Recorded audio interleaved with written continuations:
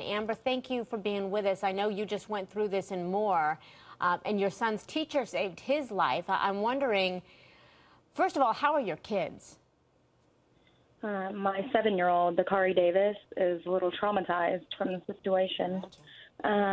He's fearing rain, fearing whenever it thunders and lightning is happening. He's just really worried. When this last storm came in just the other day, he screamed the entire time we were down in the shelter. Even though we were telling him he was safe, he didn't feel safe. Oh, and Amber, how are you rebuilding? We're actually living in Mustang right now with my mom because our house was demolished.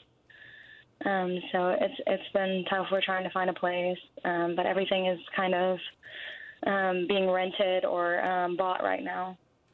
Okay, you brought something up that I wanted to ask Dr. Tiff about too, Amber. Please stay with us here, Amber. But my child has not gone through anything like this, but my middle girl is deathly afraid of storms. So, Dr. Tiff, I mean, how do you assure them?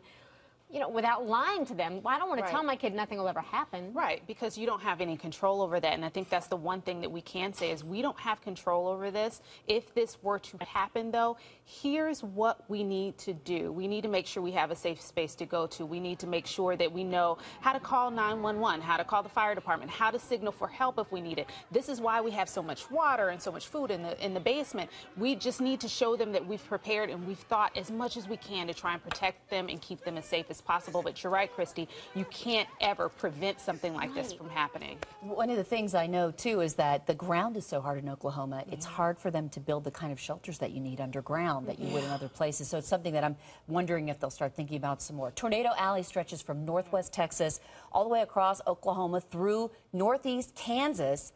The season typically goes from February to about now. This should be the end of it, late May, early June. Let's hope so.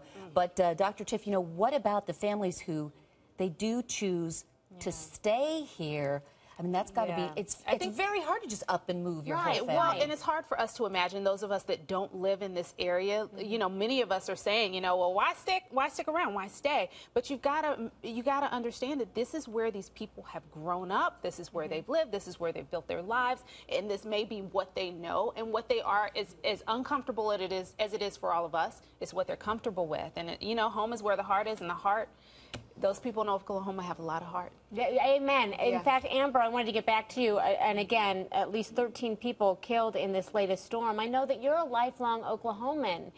Did you ever consider moving out of Tornado Alley? I love more, but I'm worried about the schools now because for the teacher, Miss Marinelli, that had to take care of all my son and those other kids included. I mean, there's like 28 in her class.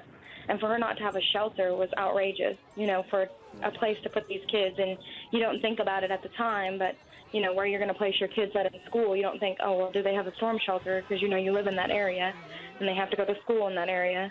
And so I really hope that they get shelters and stuff like that, because I'm really worried for my boy to go back to school. I mean, it's pretty traumatizing. Well, Amber, we're wishing you and your family the very best. Thank you so much for helping us understand and share part of your story with us so we have a better understanding. We're wishing you all good things, certainly. Our heart's going out to all the families there.